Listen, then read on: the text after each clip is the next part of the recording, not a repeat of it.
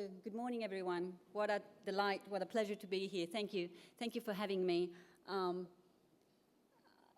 so happy to celebrate this International Day of Peace with you, with all of you. I remember when I was beginning my career at the United Nations many years ago, we were having all these discussions about whether to set the International Day of Peace on a fixed date, because it was always a different day in September, the day the General Assembly was planned to start.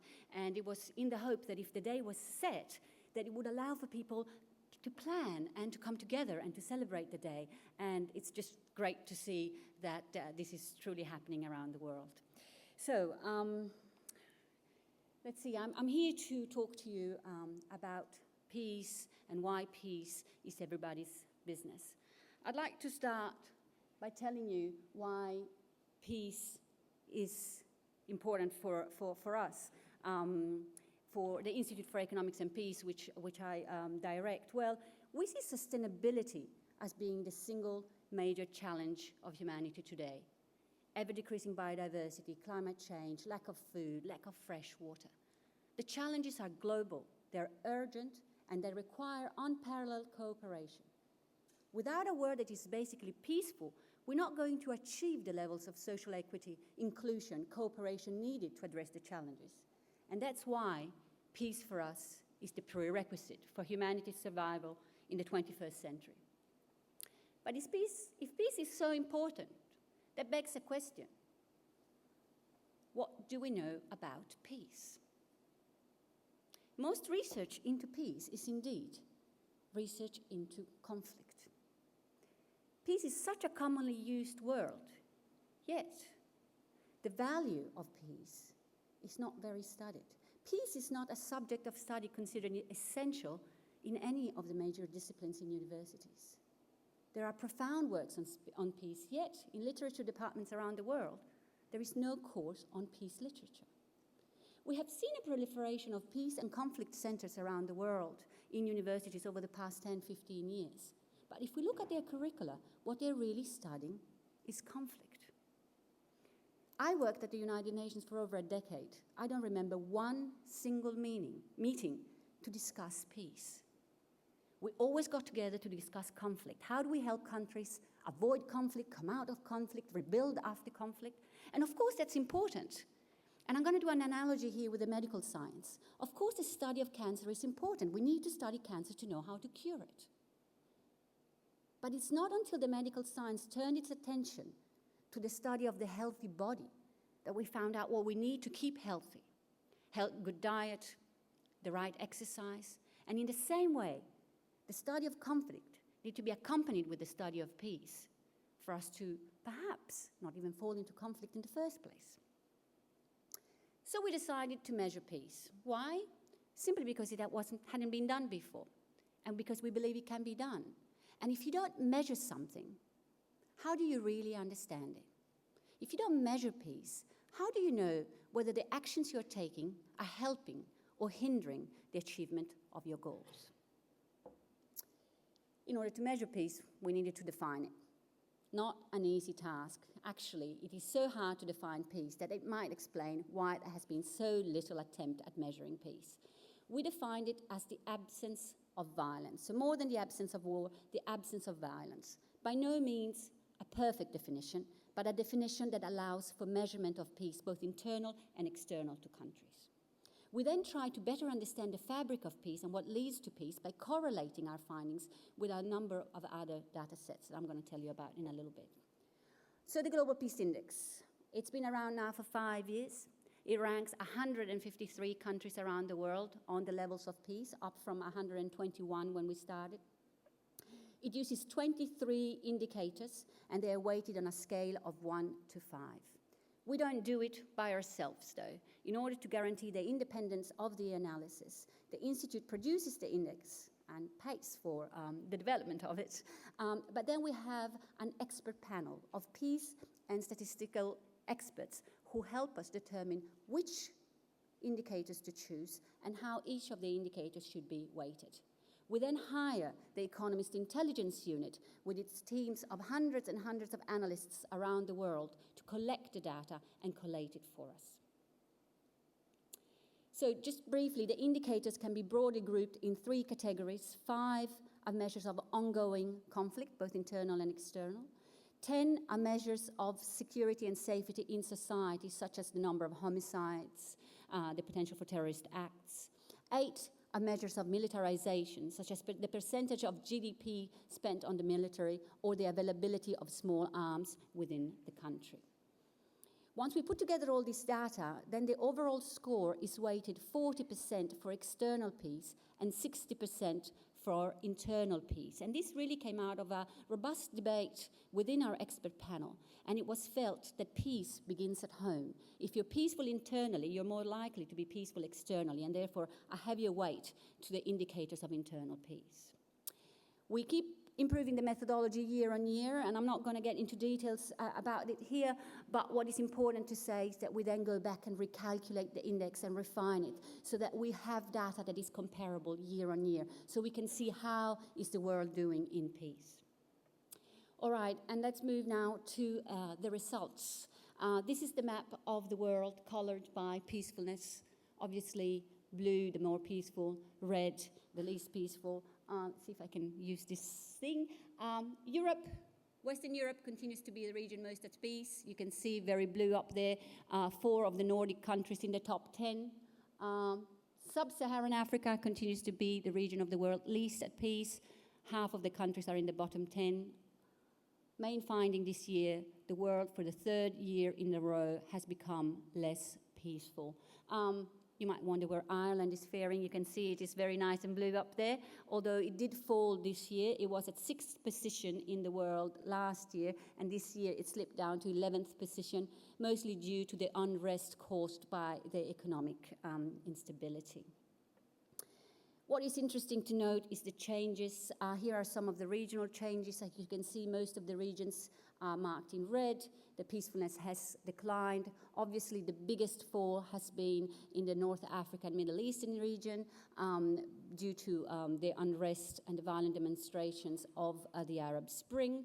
Western Europe also has a decline in peacefulness. And again, this is mostly due to the unrest related to the economic instability in countries like Ireland, but Portugal, Italy, Greece, Spain, etc.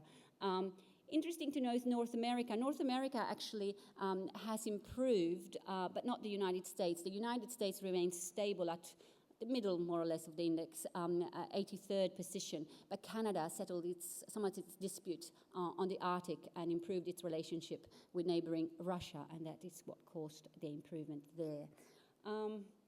Moving on, just a quick snapshot. Top 10 countries, as I mentioned, the Nordic countries are up there. What is really interesting to note here is that Iceland came in at number 1 this year. Iceland was on the top 4 years ago, but then it fell off the index because of the economic crisis, and actually more than an economic crisis, I would say an economic collapse. It's interesting to see how quickly it regained top position, really showing that the more peaceful countries are very resilient. They are able to recuperate from shock and react to it.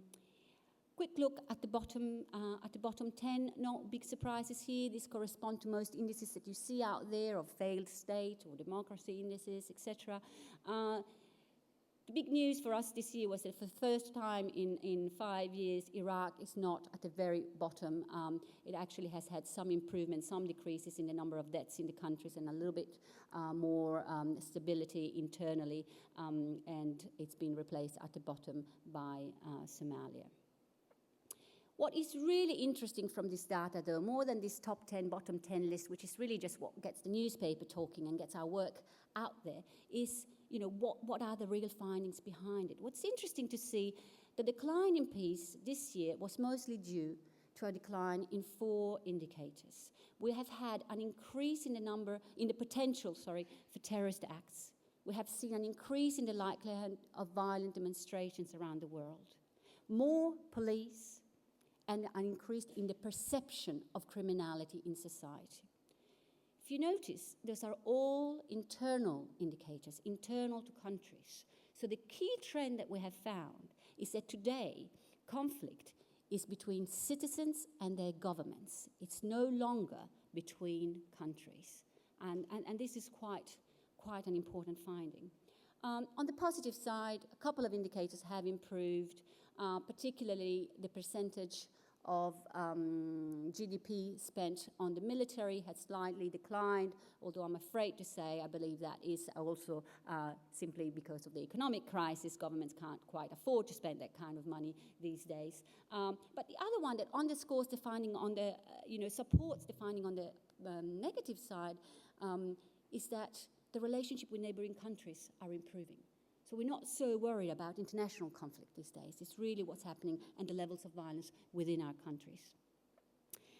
Quick look at the 5-year trends. A score of 1 indicates the more peaceful. So you can see that from 2007 to 2008, we've had actually an improvement in peace, but then every year after that, levels of peace have indeed decreased slightly around the world. What does this tell us when we start to think about how do we build peace? Well, let's have a look at our military expenditures for a minute. The top chart, you see here, that's us, the Western allies. We're building peace by spending money on the military to protect ourselves from our enemies. And if you do a quick calculation there, it's just 4 countries of the Western allies. You could quickly come up to $1 trillion, and that number doesn't even include the amount of money spent in Afghanistan and Iraq. Fair enough. Then you look at our competitors. Look at where our competitors are spending. Syria, $2 billion. North Korea, $5 billion. China, the biggest of our competitors, spends 1/10 of what we're spending. We're far outspending our competitors. Who are we defending ourselves against? What is defense? I mean, the relationship with neighboring countries have been improving, yet our military spending far exceeds that of our competitors. Yet, peace has been declining over the last 5 years. We've been waging a war against terror for the past 10 years, yet the potential for terrorist acts is increasing. We're doing something wrong. We need a new paradigm for creating peace. So we set out with our millions and millions of data sets to beg other organizations to share with us their data sets. And we collected an enormous database, data from the World Bank, the OECD, most research organizations out there. And we started correlating it against peace to see what are the structures, what do we need in societies to make peace last. And we found very strong correlation with some particular items such as environmental performance, economic performance, well-functioning government. And we were able, and we have thick reports about that if anybody's interested to have a look on our websites, but we were able to identify a set of structures and attitudes that are common to peaceful nations, that seem to build the fabric of a peaceful society. Now, they lead to peace, but these structures also lead to human potential to flourish. So really they describe what is needed in our society for us to be at our best. Let's have a look at it. So what leads to peace and resilience? It's 8 structures, and they are strongly interrelated. It's a sound business environment, a well-functioning government, and an equitable distribution of resources. Those are the first 3. And then we have free flow of information, low levels of corruption, acceptance of the rights of others, high levels of education, good relations with neighbors. As I mentioned, interrelated. They need to go hand in hand. It's like a brick wall. If you take one of the structures out, it's like if you're taking a brick out of the wall, the whole structures will suffer. So this is, from our research, what we need to focus on in societies rather than defense if we want to have peace. Now, if these structures are so important to build peace in our societies, how much attention are we putting onto them? What attention are we giving them? So 2 years ago, we decided to partner with a media monitoring organization, and we looked at hundreds of thousands of media news reports. We looked at 30 channels worldwide that were all coded, and we correlated it against the structures of peace again. And this is the result at the global level. not too bad. You can see kind of a shape of a butterfly. On one side is all the issues that relate to violence and how much they're covered by the media. On the other side, the issues relating to the structures of peace and how much they're covered. There's somewhat of a balance. But what happens when countries become more violent? Here's the case of Afghanistan.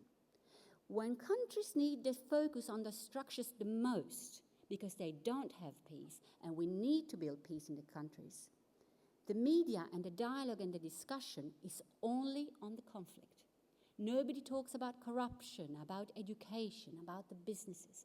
How are we supposed to help a country like Afghanistan build its peace if we're not even talking about the elements that the country needs to sustain a peace?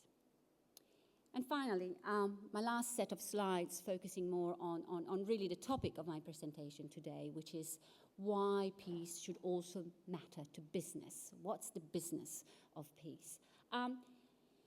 Let's start looking at the cost of conflict briefly. And in this case, I'm not talking about how much certain countries are paying in order to wage war, but really how much countries which are suffering war are paying economically internally.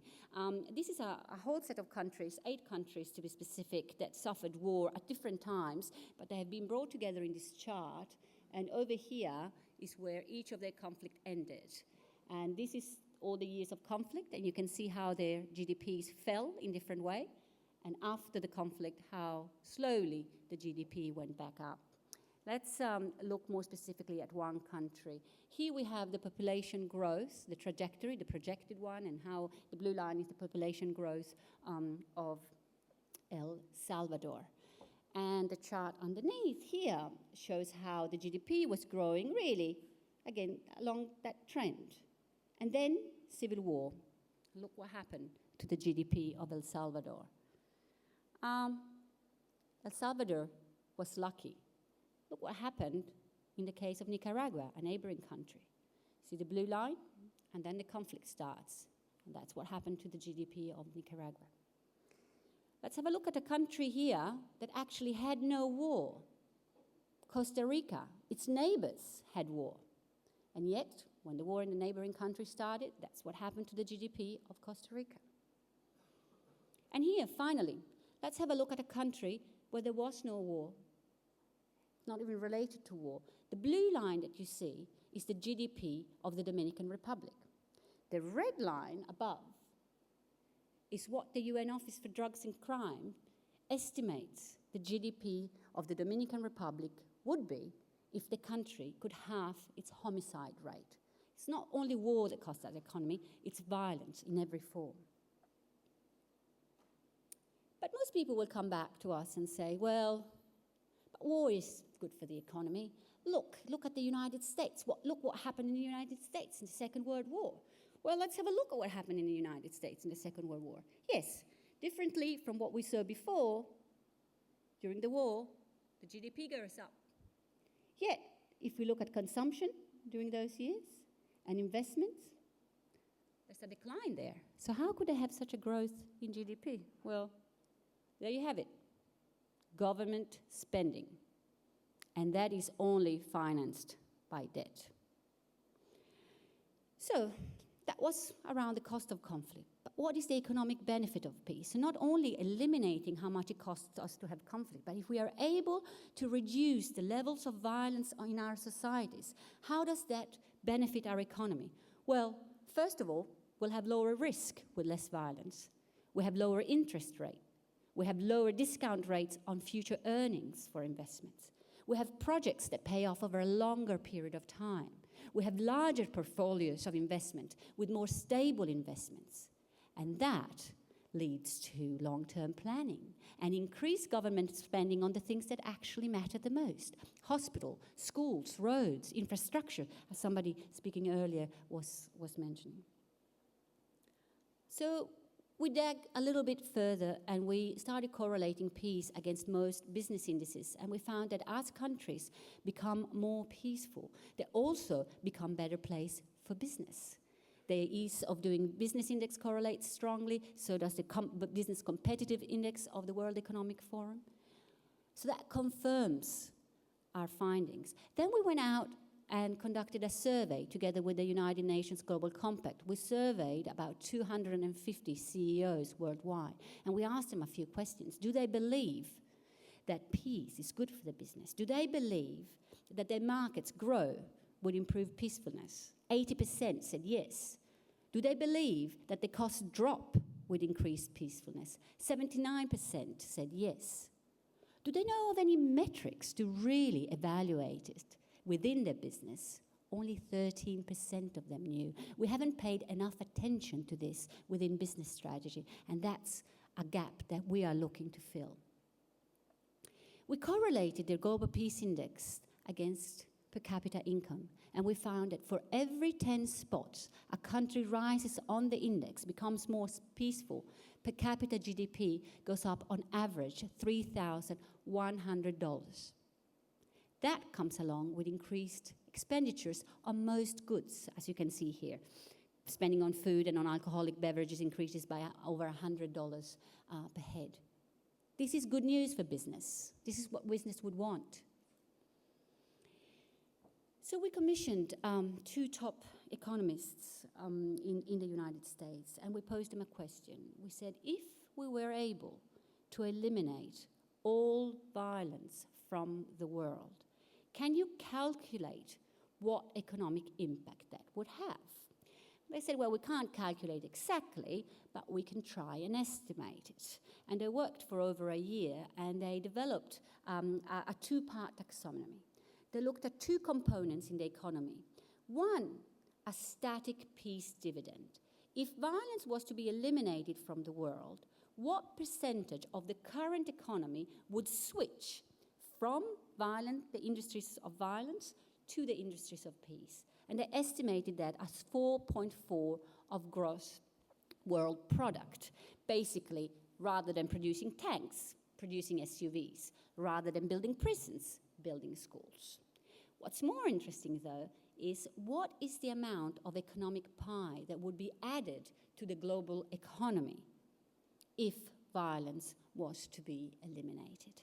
And that was estimated at almost 9% of world GDP. Basically, economic activity that currently is suppressed because of violence. And keep in mind that this is a highly conservative estimate. The real numbers could be far greater. So, to put it into perspective, there's been a lot of talk of it even has an acronym, the GFC, the Global Financial Crisis of 2009. The IMF, the International Monetary Fund, went back just this year and was able to calculate what was the impact of that crisis. The crisis produced a decline in world economic output equal to 0.5% of world GDP. That's what we suffered, which was a huge crisis, no doubt. But the numbers that I mentioned before, what do they equal? This is what we lose every year to violence. The global economy loses a 9% of what it could generate additionally if the world was at peace. Now, if policymakers dedicated at least the same amount of time that they've dedicated to the financial crisis, to the violence crisis, the payoff would indeed be huge. Now, nobody's expecting to eliminate all violence from our societies. We know that it's kind of hard. But can we dream of reducing violence by 25%? If we could reduce violence in the world by 25%, what we would develop as an additional redirected economic activity would be an additional $2 trillion to our economy. What could we do with that money? Well, we could achieve the Millennium Development Goals every year.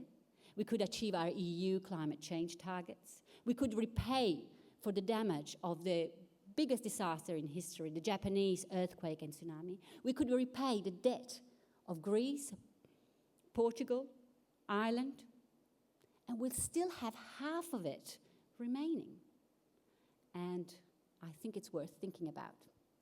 Thank you very much.